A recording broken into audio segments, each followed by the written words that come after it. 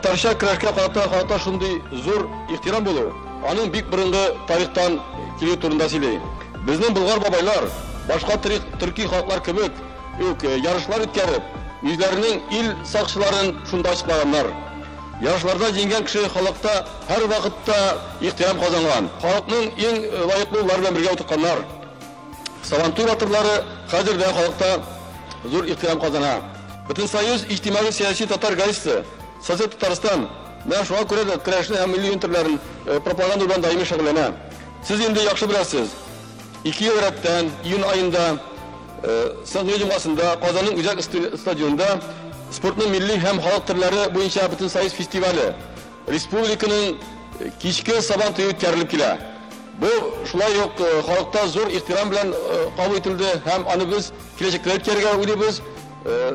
Моңа инде әзерлек башланды.